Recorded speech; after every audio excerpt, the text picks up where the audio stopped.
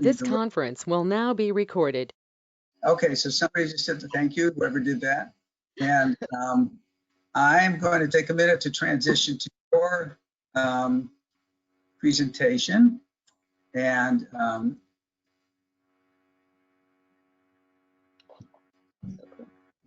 okay, so there we go. Can you all see that? Yep. Okay, so I want to welcome Marie Cohen, who is our presenter for today. And let me just go over a few housekeeping things first, and then we'll launch into that. So basically, I think you're all muting your mics here, or most of you. So if you haven't, please mute your mic. We'd love to see you, so feel free to turn on your camera.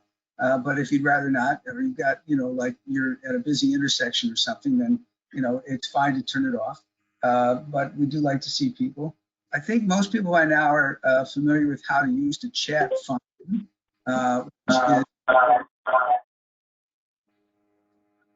So if you have questions, just, during the presentation, just write them there. And then once the presentation is done, we will just, have an open conversation.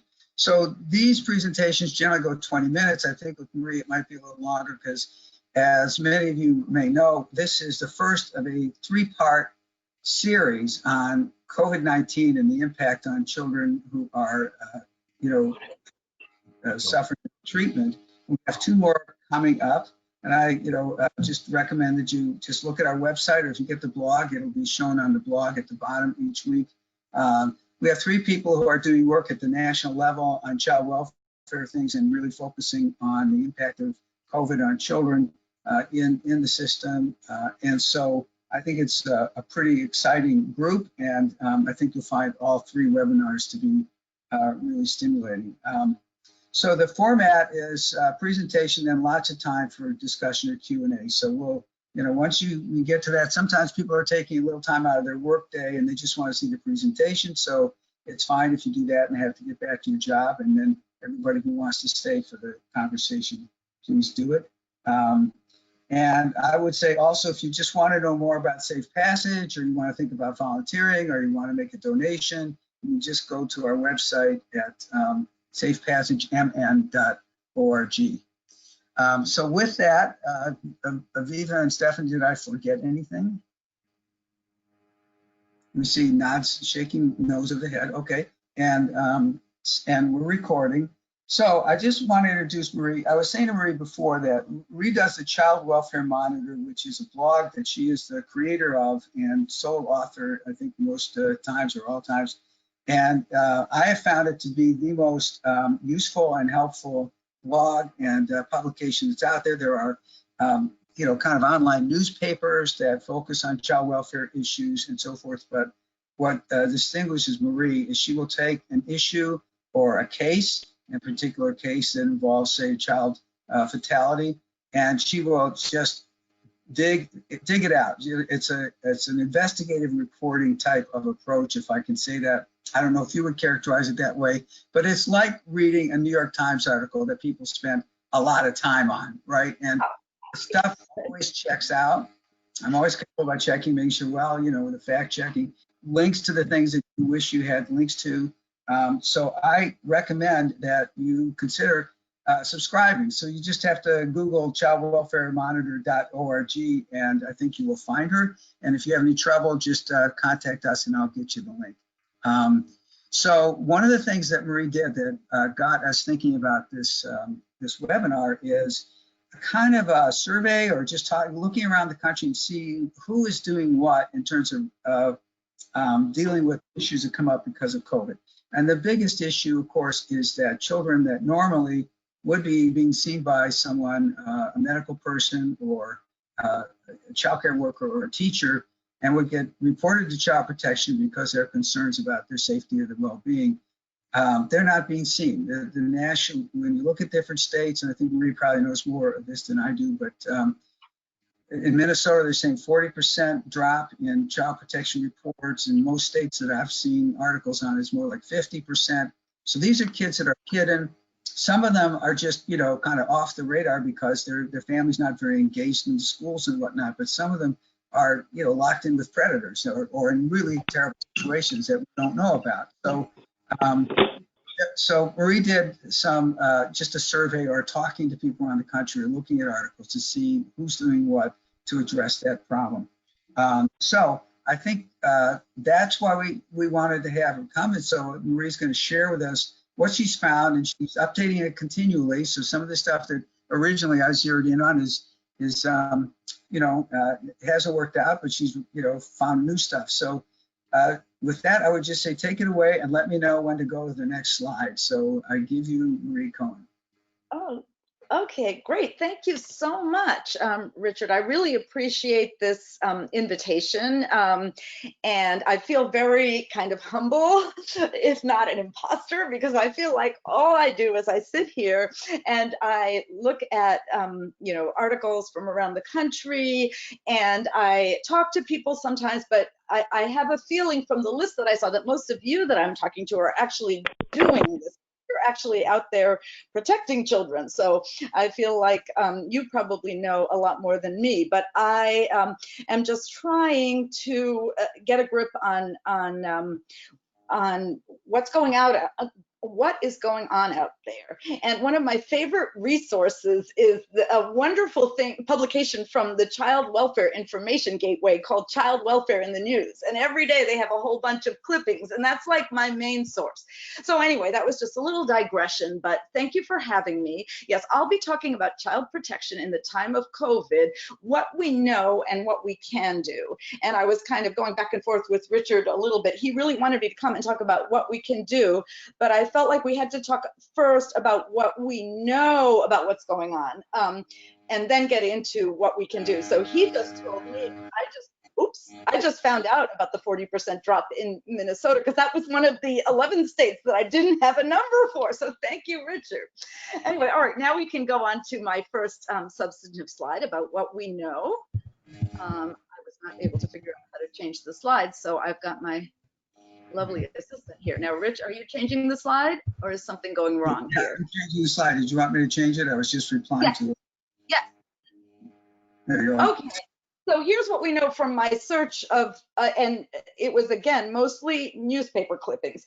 Yet reports have gone down anywhere between 20 to 70%. And I think Rich is right that I would say most often it would be 40 to 70%.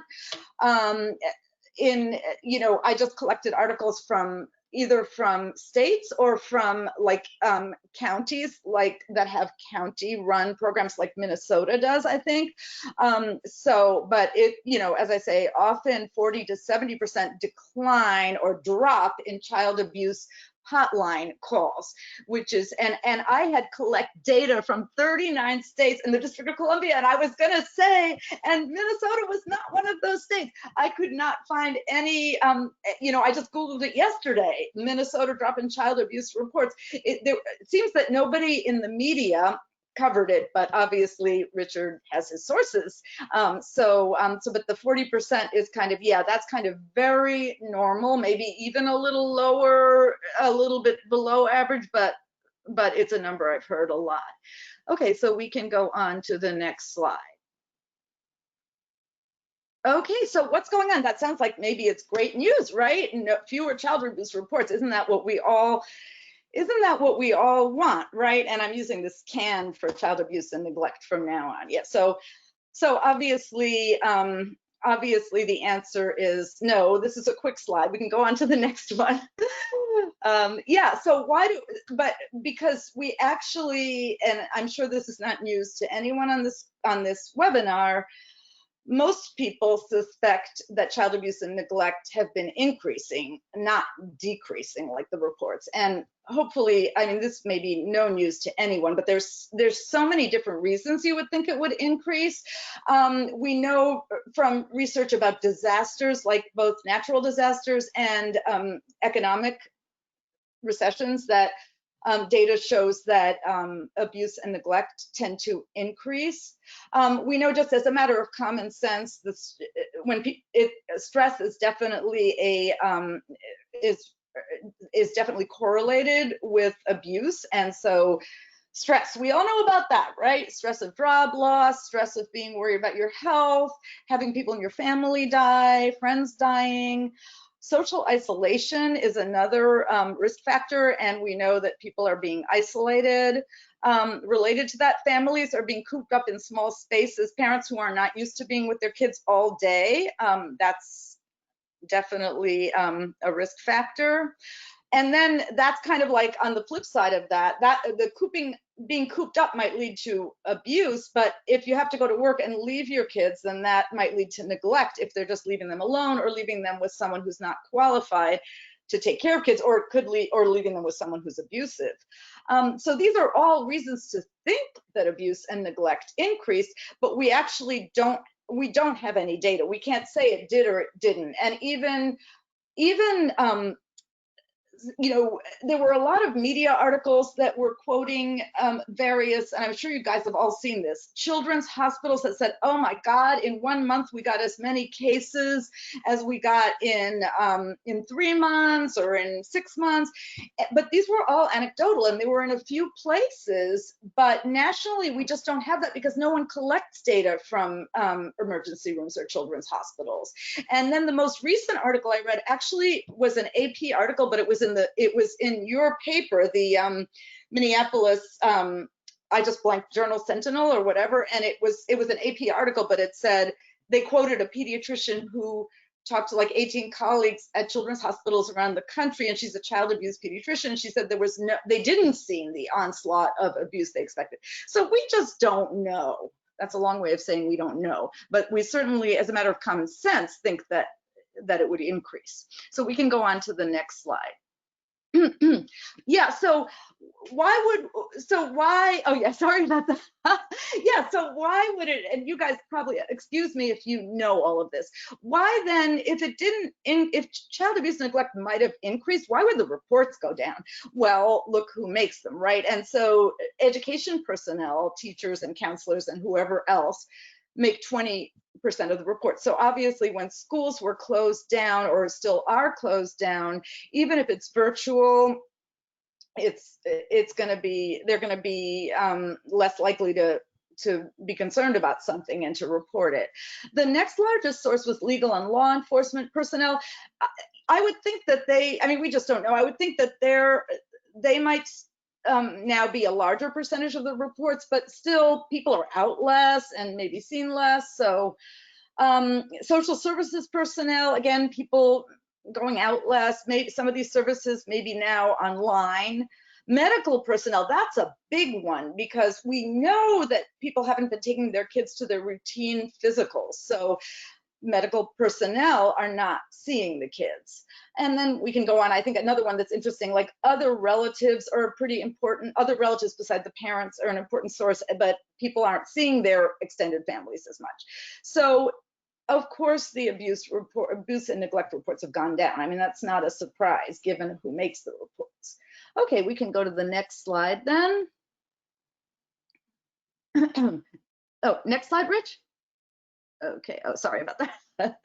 Yeah, so, okay, so in a few states, there were actually, they actually studied, somebody actually studied what was going on. It was actually Maine. They actually did their own. They really looked very carefully at their data on reports and investigations and substantiations. And then also, there are some researchers who are working very closely with Allegheny County, Pennsylvania, which is Pittsburgh, and also several counties in Colorado. So in these jurisdictions, there are some very detailed data about what's been going on in terms of like who's making the reports. So all of them agreed that the reports from education staff has been going down the most. So that's kind of what you would expect, right? They also found something interesting, that lower risk and less severe reports have dropped off most. And the way they found that out was because in the second set of researchers I talked about, have risk scores because they're in jurisdictions that actually use sophisticated algorithms for assessing risk. So they found that the higher risk reports dropped off more. which I dropped off less, I'm sorry, which is good news, but it doesn't mean that, oh, all the high risk reports are still being made, but the low risk reports aren't. I mean, that would be, maybe that would be great. It just means they dropped off less, you know, which is kind of not that surprising because, you know, if something's really, really wrong, you might see it on video or, you know, or whatever. The other thing is that the substantiation rate seems to have been higher in those states, which suggests that the reports that come in are more likely to be real. Okay, we can go on to the next slide. Yeah, I just put, this is just my home, Washington, D.C., and they did such a great table here. I just wish everyone would do it. And we also had a particularly stunning drop-off in reports. So I just thought it was interesting because I haven't seen any other state do this. So they looked at the same period, March 16th through August 31st, in 2019 and in 2020 under COVID. And I just thought it was so interesting. So you look at the hotline call volume, it was cut more than in half. And I should add as a caveat, DC has a very aggressive policy of reporting educational neglect. So teachers are required to report it if a child has not been at school for 10 days, 10 days unexcused absences. So that might be why we get so many hotline calls, and those were not happening because, you know, especially last spring. I mean, who knows? I don't think they were even taking attendance. So accepted for investigations. So that went down a whole lot, but not quite as much. So that again, so it went down by 3%. So that kind of shows you that, okay, you know, maybe more of the calls were taken because they were more serious calls. And then the actual removals of children, those went down a lot, from 157 to 100. We're a small jurisdiction, but again, they didn't go down percentage-wise as much as the other two categories. So again, it seems like maybe the more serious cases, more of those were getting to the hotline. But still, the most important thing to stress is that there were lots of reports that weren't getting made. So it's very dangerous and very scary. Okay, we can go on to the next one. All right, yeah, okay, so here's the part that Rich really wanted me to talk about. So what can be done about it? What can be done about this? So from my brain and from reading and talking to people, I came up with these 5 possibilities. One is, of course, the good old public awareness campaigns. Another is training and guidance for traditional reporters of child abuse and neglect, like teachers especially. So give them some guidance about how to do it when you have virtual education. Another one is reaching out to non-traditional reporters, people who aren't used to reporting. They're not mandatory reporters, for example, in many states. The fourth one would be go the other way, reach out to ask families that we know are at risk because they had a previous case. And then finally, this is just my catch-all, what can the schools do? Because obviously the schools can do a lot. And I know this isn't a presentation to, you know, I write from the point of view of child welfare, but I just covered that a little bit. So, okay, we can go on to the next slide and see what I found. Yeah, all right, so this is a quick slide. This is just public awareness campaigns. Yeah, we know we do them and they can be really effective. So why not? And we've been using them for child abuse and neglect. And so we can go on to the next slide then. So the best one, Richard and I both agree, was New Jersey. They did something really aggressive with social media. The only thing that I think it just happened that April was Child Abuse Prevention Month. So I don't know how much of this they did after April. So that's my one caveat, but they really put together this amazing media packet for Child Abuse Prevention Month. And I really like this, social distancing shouldn't mean social isolation. So this one is interesting because they actually listed a bunch of hotlines. It's not just child abuse, it was domestic violence, children's system of care. I don't know much about New Jersey, mental health, crisis text line, a hotline for youth. It's weird that they didn't put adult protective services on there. I thought that was kind of strange. But anyway, so this is one of their slides. They had a whole packet, and I forgot to mention that I've given my slides to Richard, and hopefully he can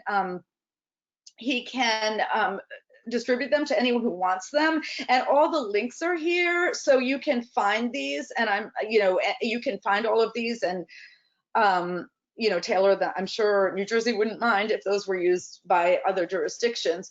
But so they had this whole packet. It was really helpful because they had lots and lots of different slides, lots of different, what do you call this? Posters, whatever. And they had them in 2 different sizes, and they had them for Twitter and for Facebook. And then they had even suggested text to use if you're sharing it on Facebook. What should your text be?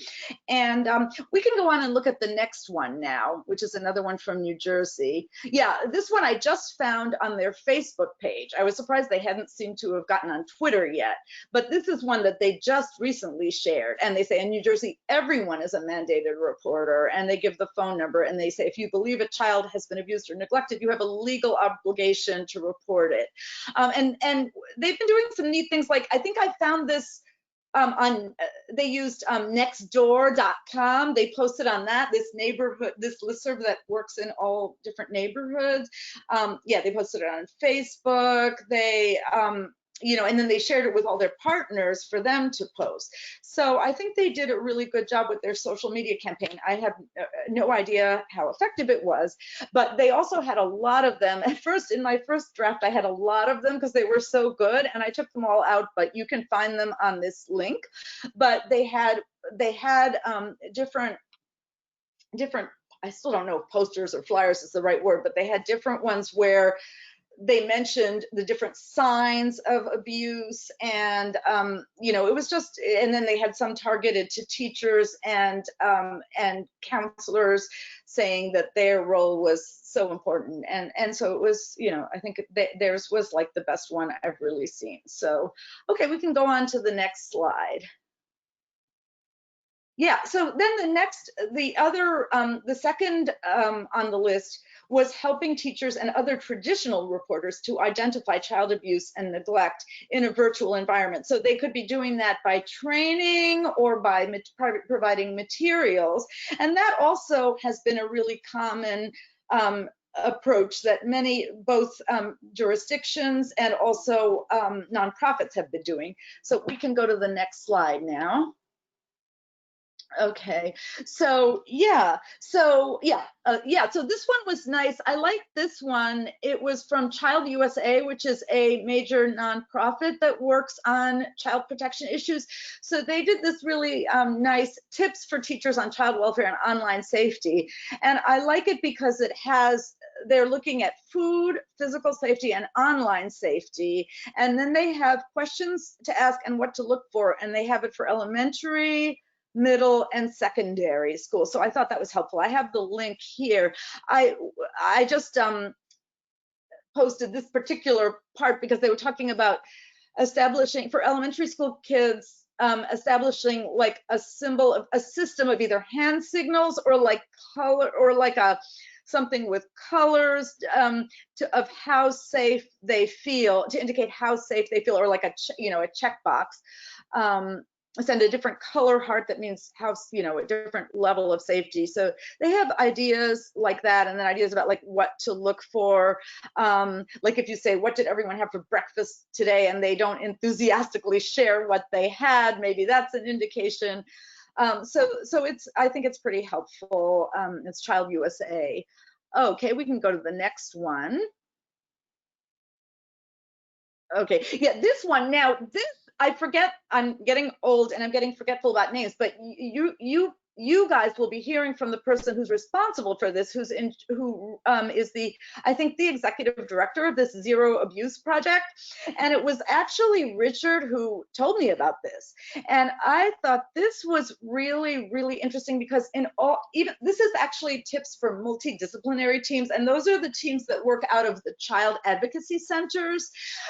But they're relevant because they're telling the multidisciplinary teams, they're giving them ideas for training teachers. So I guess sometimes those MDTs go out and train teachers. So one of the things I liked about this one is that they had this one tip that I have not seen in any of the teacher training materials. And from personal experience, I think it's true. It's very important. And they were talking about remind teachers that research suggests that child abuse might increase after a child receives a bad grade or a report card. So accordingly, if they give poor grades to a child, they should speak with parents in advance to diffuse a potentially triggering event, and then inform that you'll touch base with them afterwards in the hope that that will deter harsh conduct. So I thought that was really a good point, and I was sad that it wasn't in any of the trainings that were dedicated to teachers. So anyway, so that's why I wanted to share it, and I'm sure that presentation will be very interesting. So we can go on. Yeah, and hopefully you'll all get the slides. Yeah, okay, this one, all right, I think you can decrease that one. Sorry about that. This one was from Maine. So they did some guidance for educators. They did like a little several page handout, and then they did this one page nifty what do you call it, a little graphic to help them. So they have just like different tips, like regularly engage with children and their caregivers, ask questions and be curious, observe the environment when you're on the Zoom or when you're on the video classroom. See what you can see in the background.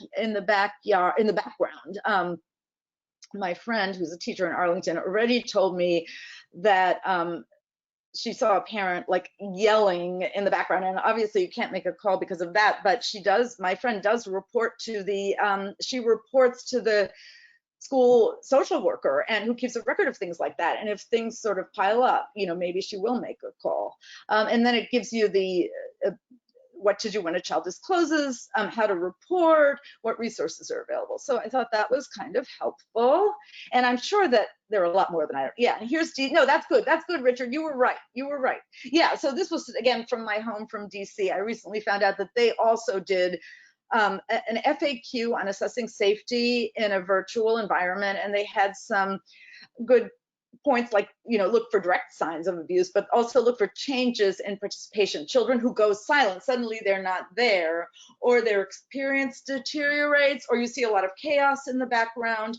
They also provided a webinar, which I haven't had a chance to look at yet, but I thought that was helpful. It's like an hour and 15 minutes, and I have the links to that there. So I'm sure there's a lot more of these that have been done, but these are just some examples that I found. So we can go on to the next one. I'm probably getting close to done here. Yeah, so here's the more pie in the sky one, reaching out to non-traditional reporters. So if the teachers aren't seeing the kids, well, who is seeing the kids? Well, the mailmen, the people who come into the home to do home repair, sanitation and recycling workers. And a really interesting one that you're going to hear more about in the next session is animal control workers. And I think your next presenter is going to talk about this, and he will tell you that there is a very strong link between child abuse and animal abuse. And it just seems crazy. In general, these two sets of workers should be cross-trained, because if somebody's coming for a complaint about animals, might see that something's going on with the kids as well. So I really tried to find some examples of anyone doing this, and I was really excited early on, and I think I reported on it in an earlier version of my blog post, that Allegheny County, which is Pennsylvania, which is Pittsburgh, their child welfare director told the press that they were doing this, and that they were reaching out to various kinds. I don't think it was animal control, but it may have been like grocery worker, various people who might be still seeing the kids. And I was all excited and got in touch with them. And when I got in touch with them, I found out that they had changed their mind about doing that. And I bet you some of you can imagine why, and I can sort of imagine why, because this has gotten caught up in politics too. And we can talk about this in the discussion if you guys want. But the whole thing about like, oh, is there all this abuse going unreported has gotten caught up in a lot of political discussions. So for whatever reason, they ended up not doing this. So that was like, I was so excited because that was my only example. So Andrew Campbell and I both came up with this idea, but as far as I know, we have not found anyone who's doing it. So I would love to hear evidence that to the contrary. So please let me know if you did hear of anyone doing it. But all I can cite is the idea. So we can go on to the next slide now. Yeah, so this was, so interestingly, when I got in touch with Allegheny County, they told me what they were doing instead of what they had said of reaching out to non-traditional reporters. They had decided to do something, and I really do think they were less excited about bolstering reporting and the whole function of CPS, which can often gets a really bad rap and can seem punitive. So they decided to go rather with an approach that is much more friendly check-ins with families. And they actually got the idea from Michigan. So I'll talk about Michigan first. And that was really interesting. So they created this, this prevention outreach project. And they already had a list of 14,000 high-risk families with closed cases. And that was really, and they had it for a different reason. They had hired the very well-known, the leading maybe child welfare think tank, Chapin Hall, to do a lot of work for them around preparing for implementation of the Family First Act. So they wanted to know how many families had recently had closed cases, but probably would end up coming back into the system if there wasn't, if they didn't get more services. So they had this wonderful list. So they just said, oh, we're gonna call them. And then they said, we have all these CPS workers who are not working, who are not busy because we're getting so many less calls. So let's have them call these families. And believe it or not, they reached about 8,000 of these families. And something like 80% got something, whether it was a text or a mailing or whatever. But the goal of it, it wasn't, maybe in a way this doesn't belong here, because this was not checking up on children. This was just checking in with the parents to see that if they're okay and if they need referrals or information. And but actually a lot of workers who did this they just really felt very happy about it. They said that, believe it or not, a lot of families were really happy to see them. Now, I don't think they called themselves CPS, but I mean, a lot of families were very helpful to get the call. They said, one person said, I don't think I've talked to anyone since this started. It was really kind of heartbreaking. But they were able to give out a lot of information about services. Sometimes they were even able to intervene, like when somebody's cash welfare was cut off, they just got through to by accident, they got through to the other worker and got it fixed. So, I think they found it helpful. Sometimes I wonder if this approach could be taken a little bit further. I mean, I don't think you could contact these 14,000 families and say, we're going to do a home visit to see if your kids are still okay. I mean, I don't think that would work. It wouldn't be done, but maybe you could offer them something more like participation in some kind of a program. The only problem with that is, well, there are a couple of problems, budget, but also often I think it's the people who need it most who would refuse that participation. So I don't know. I just feel like it was a good idea, but it would be really great if we could do more with those people. But but this is what they did. And Allegheny County, Pennsylvania, heard about this idea, and they basically did the same thing. Very similar. They had a different, they had a different kind of risk assessment, but basically they did the same thing, and I don't really have any results on that. But you know, it's certainly a good idea to check in with people, I'm sure. I don't know if it prevented any abuse and neglect, but anyway, that was one thing that those two jurisdictions did. Okay, we can go on to the next slide. I think I'm almost done. Yeah, I mean, I'm not talking about schools here, but you know, to me, the most important thing is just get everyone online, because if they're not online, they can't, you know, the teachers can't see them. If teachers can see them, then there's some hope. You know, it's like you can miss a lot on digital access, but you can also see things that you can't see at school. You know, you can see what's going on in the background. But if the kid's not getting online, then all bets are off. So I know here in DC, the school system has really struggled to get everyone online. Then another thing is tracking down missing students and making sure they're online. And, you know, that might result in making a report if you find out that you can't track them down or something's wrong. But this reminded me again of my friend in Arlington County Public Schools, who said her principal said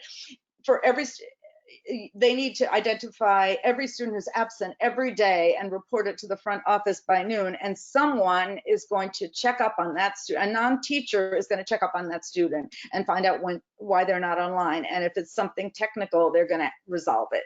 So I just thought that was great. And then teacher training, this is just the same thing I was talking about, but from the perspective, there are some school systems that have decided to go ahead and train teachers just the same way that child welfare agencies do. So I think I'm probably, let's see, do I have any more slides? I think I'm just down to, yeah, questions. Okay, was this the right amount of time? I certainly hope so. I think it was perfect. And before we start the questions, let me just wrap up a couple things.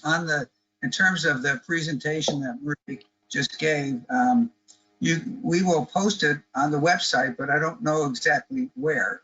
We're putting together a section just on these webinars. So, but I think if you go there and poke around a little bit, you should find it. Or if you want to see this and can't find it, you can just email us at contact@safepassagemn.org. So Stephanie or Viva, if you have an idea of where they should look on the website, you can unmute and let us know. And while that's being sifted through, I want to, pick up on, Marie gave a good plug for the next two webinars, so let me just fill in a little bit of information. She mentioned Victor Veith, who is right here at Hamlin, but he goes all over the country. They train something like 30,000 child protection workers and other first responders every year in basically the fact-finding process, what to do once you get a case. So he's been all over. He's trained in Israel and a couple other countries, so he's pretty well known in that part of the business. And he's the one who came up with the 25 tips for multidisciplinary teams, and he'll go over that as well as maybe some other things. And then Andrew Campbell is up next. I'm sorry, I don't know the dates right offhand, but I think they're 2 weeks apart. Andrew Campbell is unique in that he takes a very multidisciplinary approach to. He just has family violence as his category that he thinks about, and he includes domestic violence, child maltreatment, and animal abuse. And as an example, Marie touched on it. One of the things he does, he's a big data guy, and he, trains people in pretty much every section you can think of, medical schools and social work and so forth. And one of the things he does is hotspot analysis. So where he came up with this animal control ideas, he looked at hotspots for domestic violence and animal abuse and child abuse. And he realized that if you overlay the domestic violence, the animal abuse on top of the domestic violence hotspots, you will see that there's about a year lag. You'll get people reporting animal abuse, and then a year later, the domestic abuse will pop up. And so you can if you could get those two sectors working together, you could maybe get like a whole year head start on identifying serious maltreatment. Also, there's like roughly a 60% overlap between domestic abuse and child maltreatment. So you can pick up on a lot of family violence by just if we were just able to work with animal control people and kind of all work together as a team. So those are the kind of things that Andrew will talk about. He's an intensely energetic fellow, and I thank Marie for she's the one that connected me with him. He's really a bundle of energy. So I'm sure you will not lose your concentration for a second when he is talking. So those are the things. I hope that you will tune into those. And Aviva or Stephanie, if you have anything I've forgotten, just pipe up. So, and again, Stephanie, if you can think of where it'll be on the website, fine. But if not, just shake your head and we'll go on. So what we'd like to do at this point is, if people are at work and they need to, check off, that's fine. But we are here for the duration, and we have an expanded format. We usually make an hour and 15 minutes. We're leaving an hour and a half because Marie and the other two in our 3-part webinar bring such a wealth of knowledge. We want to make sure we have time to talk about it. So with that, let me just open it up to questions or discussion or your thoughts.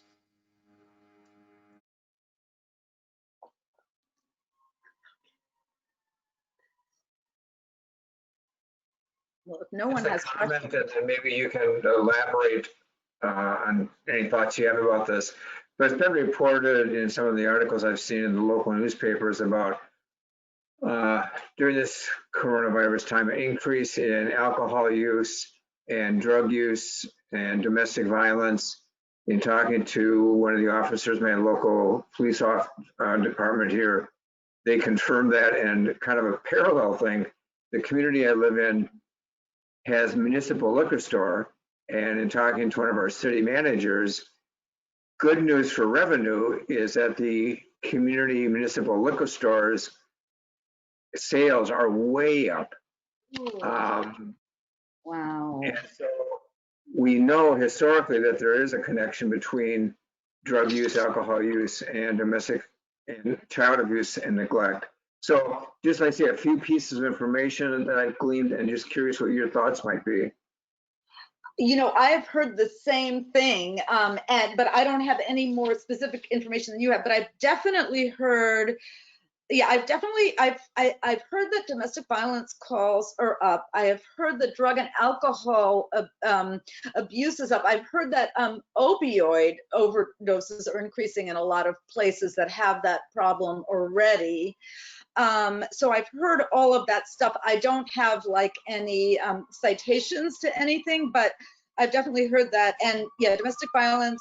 I said domestic violence, right? And I didn't know about the liquor stores. That's really, really interesting. Yeah, that's something I'd like to follow up on. But yeah,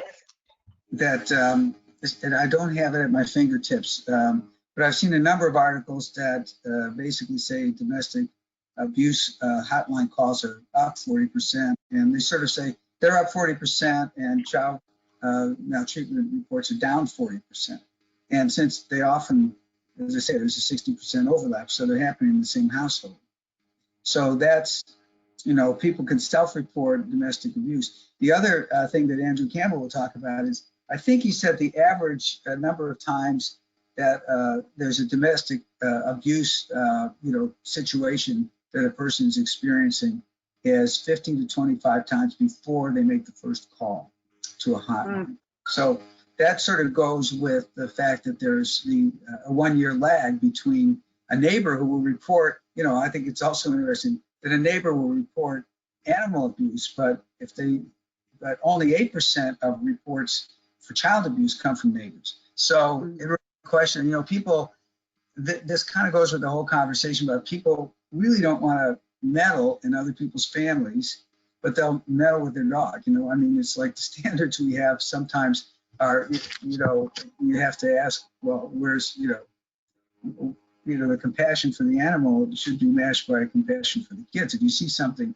bad enough to call an animal, but when you see something similarly worrisome with a kid, you don't call. And I think that's not just this one statistic. I think there's a lot of research to suggest that. So you take New Jersey, that Marie called to our attention that everybody in New Jersey is a mandated reporter. I think that might be the only state where that's true, but it does kind of raise awareness. Yeah, it's interesting though. It just seems like the tendency right now, a lot of people, they're, the whole climate right now, I'm sure you all know, it's like people are saying we should get rid of mandatory reporting, that reporting is bad, and it gets all tied in with all the discussion about racism and police, there's just like the whole, that CPS is like the police. And so I don't know if any states are going to go to 100% mandatory reporting anytime soon. And I don't know how effective it is. I don't know that we have any data on it, but yeah. May I ask a question? Yes, please.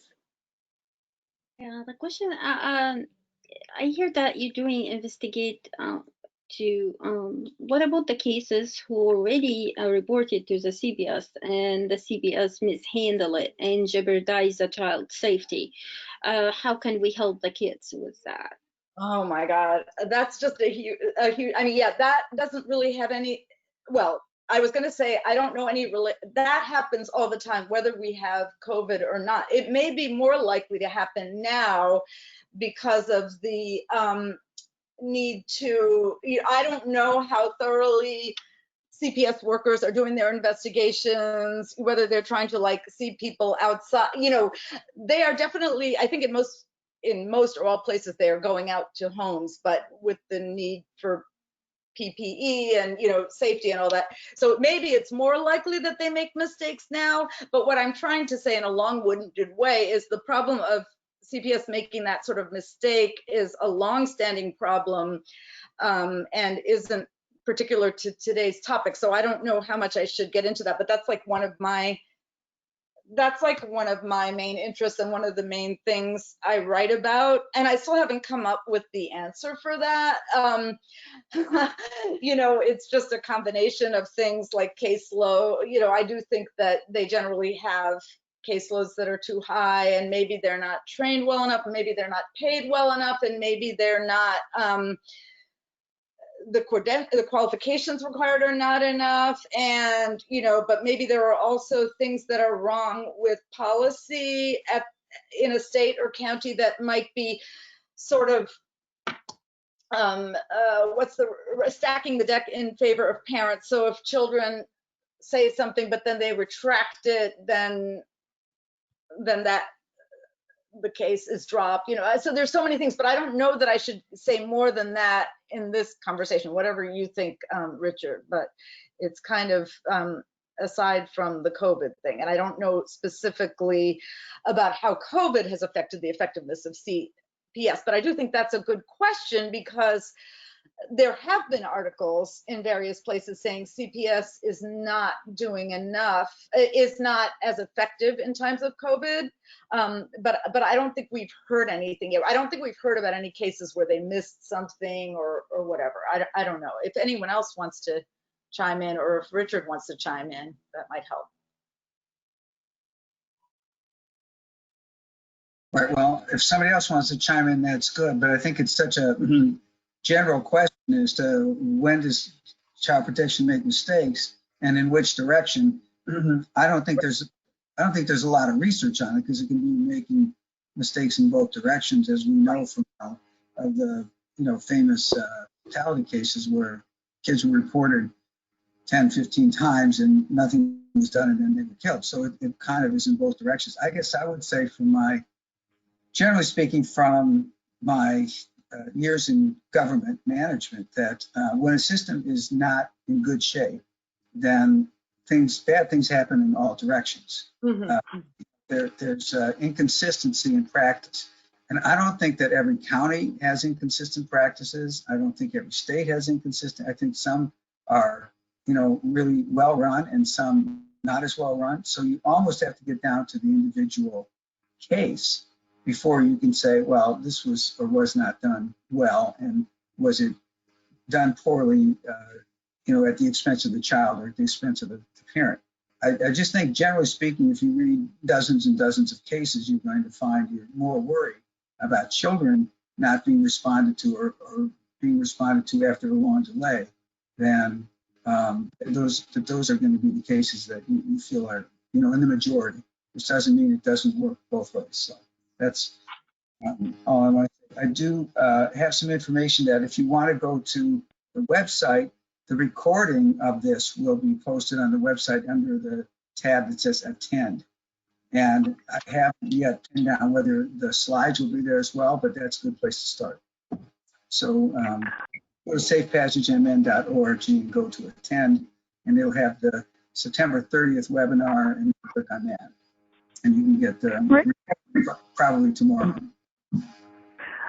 Rich, this is Judy Hicks. I just want to say thank you to Marie for the idea of reaching out to the at-risk families, because as a guardian at Litem, I am now going to go to my supervisor and say, because I'm in a different role than a social worker, would it be okay if I went back to some of the families that I recently closed, particularly if they had at the time, you know, suggested they'd like to remain in contact with me, and just call them up and say, how are you doing? Because I think that kind of contact could offer them a way, if they need some help, to have a non-threatening way to say that they need some help. So I don't know what my manager will say, but I like that idea. So thanks. They said that people were really just very, very appreciative. And some of them talked for like 45 minutes and, you know, and they did give them a lot of referrals and information. So, yeah, so. You know, it reminds me, Judy, that is a really interesting idea, because I assume the guardians ad litem are not able to go to court as often, or if at all, and generally kind of being like social workers are, which is they don't have as much to do as they did before, and so they'd be in a particularly good situation to reach out. Plus, they have a more neutral role than the child protection worker. They're maybe more likely to be able to reach out and you know, have people invite them in for a visit. And then if they were armed with some ability to offer some services or connect them to somebody who could offer services, that would be even better. So I think that's a really good idea to pursue. Oh, and actually, I could, going into that more, it was really interesting talking to the child welfare director in Michigan. She's a very prominent child welfare person. Her name is Ju Yun Chang, and she used to be the head of the was it the Children's Bureau or the Administration for Children on Families? I can't remember. I think maybe the Children's Bureau.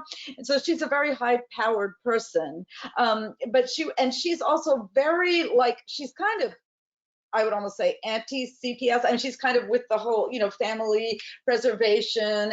But she got alarmed when she saw the numbers, the drop in hotline calls, and I thought it was really interesting. She was saying, well, if I saw the substantiations go way up, then I might have relaxed, but they didn't go up enough. And that was kind of like, you know, really, like, we saw that maybe a higher percentage was substantiated, but still it's not like, oh, they now are substantiating as many cases as they were before. They're not. And so that's why she got really alarmed.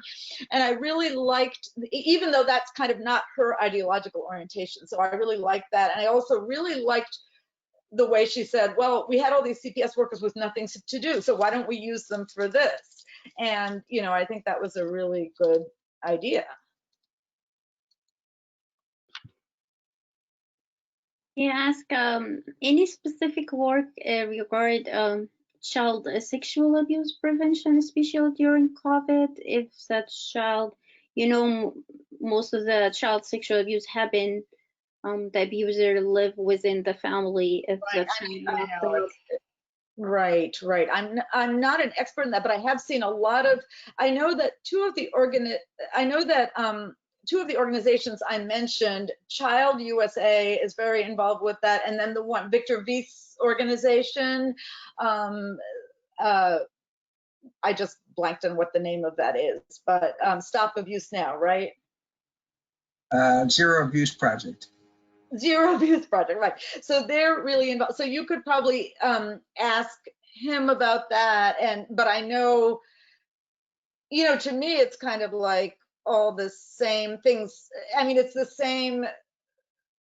There are organizations that are specifically like those that, well, no, never mind. There are organizations that specifically work on sexual abuse. So you could definitely look, but I think it's the same, that what can be done is the same kind of things, whether we're talking physical abuse, sexual abuse, or neglect, the kind of things that I'm talking about. So in that campaign from New Jersey, they had, a couple of, one poster that was specifically targeted at, signs of sexual abuse. But I don't have anything specific to sexual abuse. And I'm sure there are people who could talk to you about that.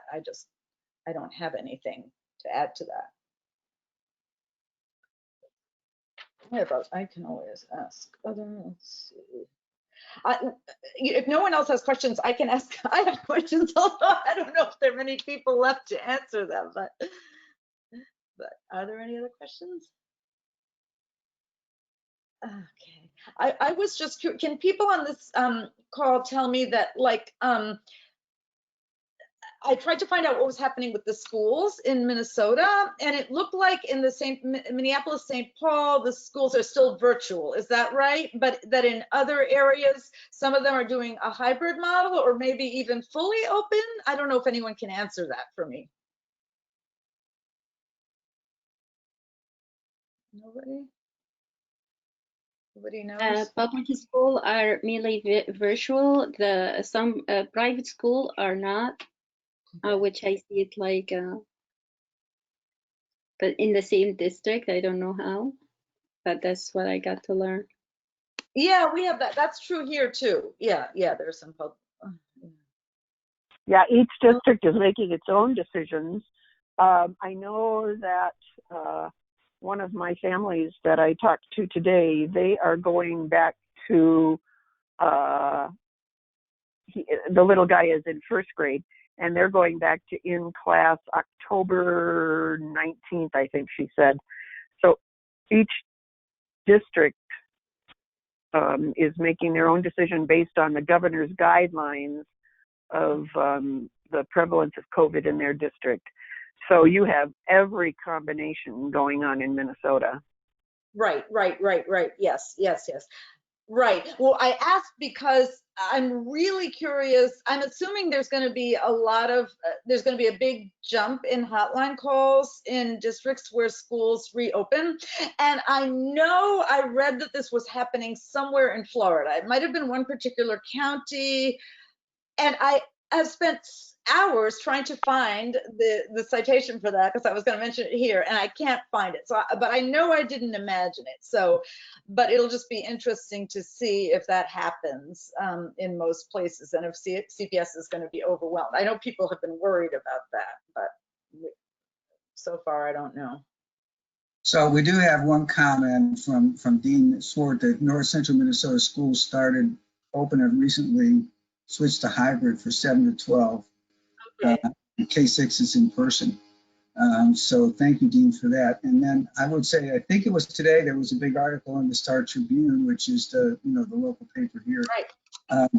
that was talking about schools kind of in a state of flux. They're taking it day to day and week to week in terms of whether they go hybrid or whether they go remote or they keep them open. So it is a local decision. I think, I don't know if that was Judy or someone else who just said, and it's going, they're adjusting to situations as the circumstance as they go, following the state guidelines. So I think one thing that Andy might say to you, Andy Campbell, is that schools should reopen, because I know he feels that it wasn't like, he's a survivor of domestic violence, and he says, like, when this decision to shut everything down, nobody thought about abused children and women and men, or and that it was just done to that nobody thought about it. And I just don't know. I mean, I think he might say that. I don't know what I think, but maybe we're getting to the point where things will open soon.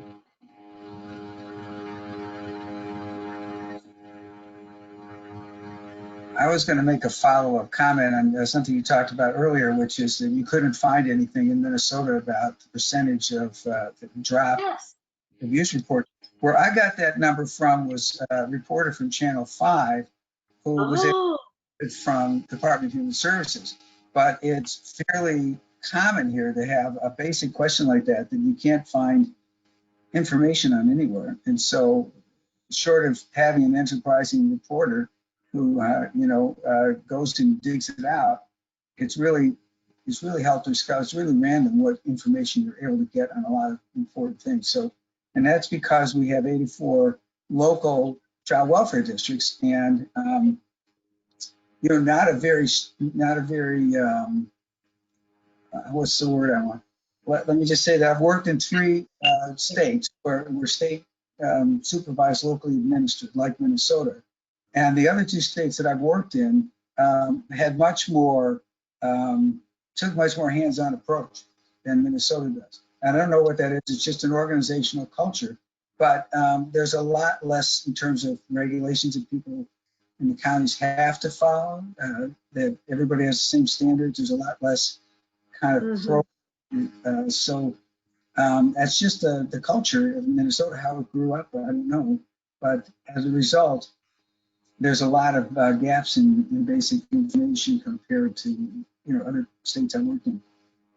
You are right, because I was trying to find some data on Minnesota for this presentation, and I looked at they have something called a dashboard, and I was excited because DC has that and it's really helpful, but their dashboard only has not very useful data. It has to do with performance standards for the federal government, like what percent of cases come back are re-abused or whatever, but it was like almost nothing, not even basic numbers of how many kids are in foster care. So yeah, that's a shame. That's really a shame.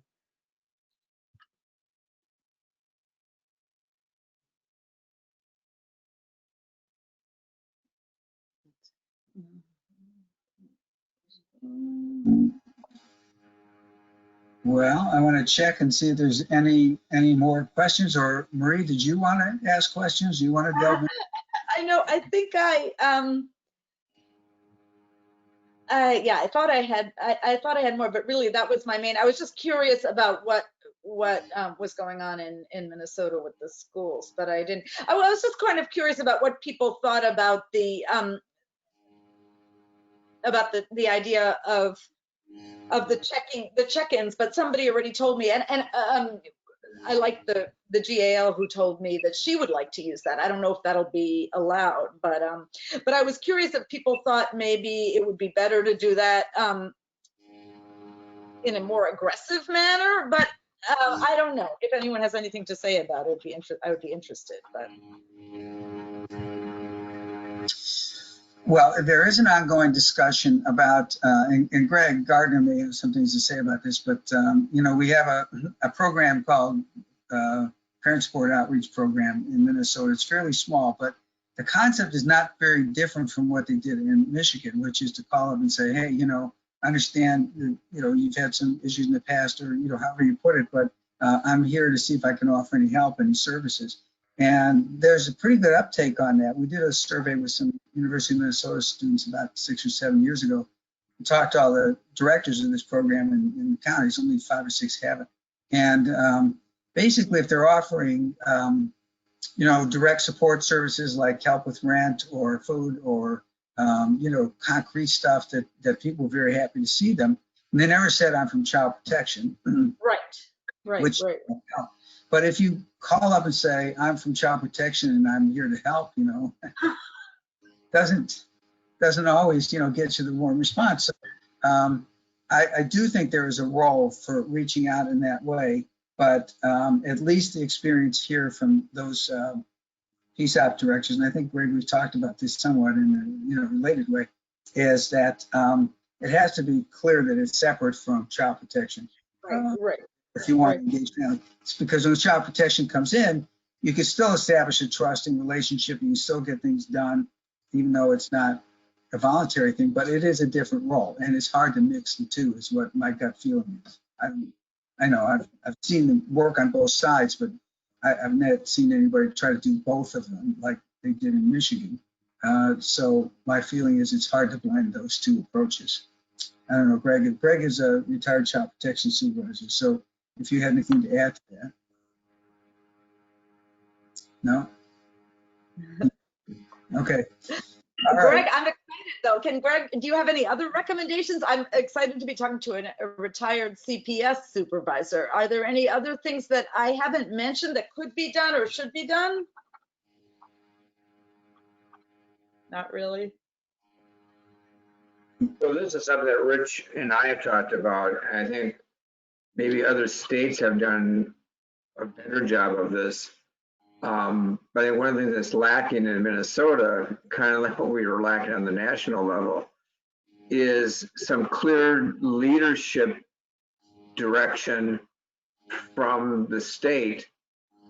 The 84 child abuse, child welfare entities in the state of Minnesota have kind of been left out on their own to a large extent to try to maneuver their way through this, coronavirus quagmire on their own. And I think that does not necessarily serve the children of the state very well when there's no consistent leadership, coming from the state level. I mean, it's kind of, to me, parallel to what we see in the national level, as far as leaving it up to the governors to deal with it, as opposed to a coordinated national effort. So that's just my 2 cents worth.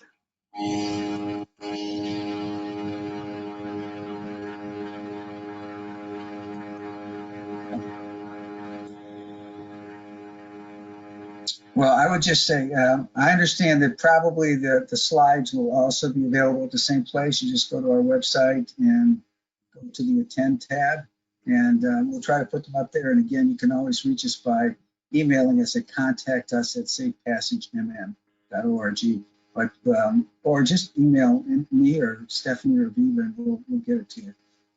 But I plan to use it for various things, Marie, and if that's all right. I think this has been tremendously helpful, and I think that your blogs have been a good precursor to this. They're just as thorough and just as interesting. So you're really, No, go on.